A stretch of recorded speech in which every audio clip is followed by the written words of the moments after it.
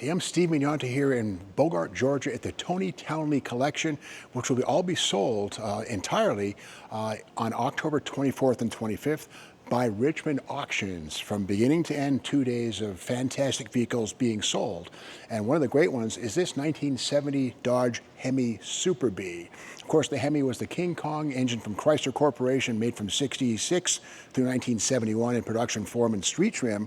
And the Super Bee, as we see here, is one of the nastiest critters of the bunch. Of course, the Super Bee was a more affordable version of the Coronet RT, which of course fell below the Charger RT. But again, the Super Bee, kind of a bare-fisted street racer, street brawler. Great example of burnt orange paint, the factory color on this one here. And I love the Ramcharger hood scoops, two of them here, which feed air into the dual quads underneath the hood. Let's pop the hood and take a look at the mighty 426 elephant-powered engine. And here it is, old King Kong himself, the 426 HEMI, conservatively rated at 425 horsepower, more like 450, 460, 470, really depending on the state of tune. And of course, 490 foot-pounds of torque. Very conservatively rated engine. And again, 10 1/4 to 1 compression, twin Carter AFBs, 625 CFM times 2, plenty for this 426 to breathe all the way to 6,500 RPM at wide open. And a great example of a beautiful restoration, again, burnt orange paint all the way around. And speaking of paint, here on the radiator support, there's an autograph by Tom Hoover. If you know your Chrysler history, Tom Hoover was the chief engineer on the Max Wedge program, the Street HEMI program, and the Race HEMI program. Tom Hoover signed this car, which automatically kind of makes it, kind of blesses the car in a lot of ways. So here we have the big 26-inch wide 3-core HEMI radiator, standard fare with the HEMI cars. And this one has the standard manifolds in place, which is cool, no headers, not been modified. Now, this is a replacement engine block. However, the transmission and rear axle are original to this car.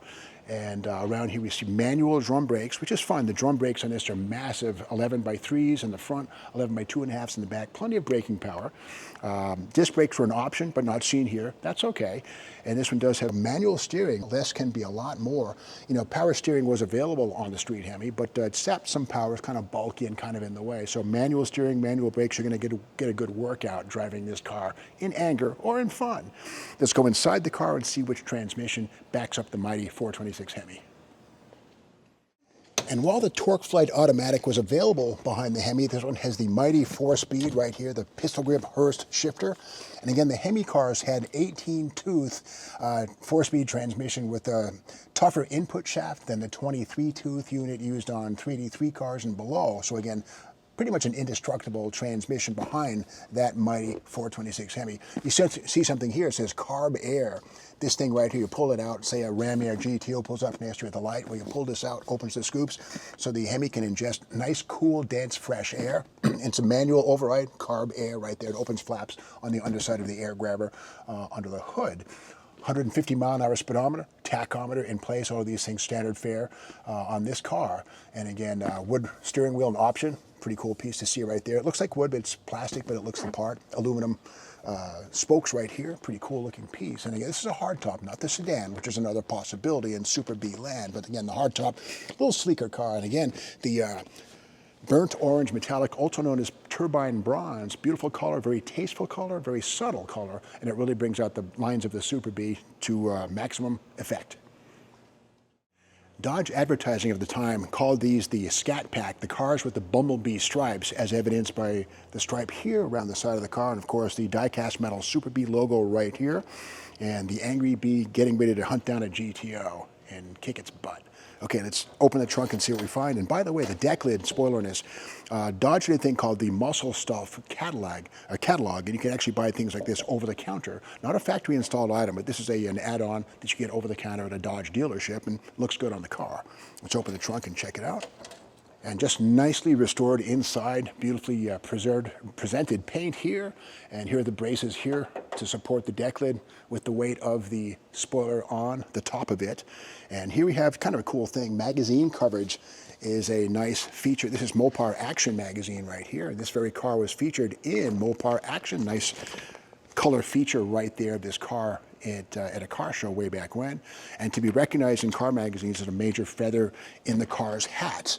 And here we have here this is somebody brought this out. Basically, one of 21 HEMI 4-speed hardtops built, factory burnt orange metallic paint, a warranty replacement block, which is okay, matching numbers AFB carburetors, those are rare and hard to find, factory ram air hood, the air grabber, matching 4-speed tranny and Dana 60 rear axle. By the way, the Dana 60 is one of the toughest rear axles in the business, 9 3/4 inch ring gear, it's there underneath the tail, 354 gears, good for highway and acceleration, and it's a full 2-year restoration, and it says dealer option added go ring and rally wheels in place. So again, a beautiful example of the mighty Super Bee in its next to last year of production. 1971, the Super Bee would continue on the larger Charger platform, but a very different car in many ways. But again, the Super Bee logo was used through 1971, and after that it would be gone. But again, here it is in the next last year, the Super Bee, the mighty Super Bee.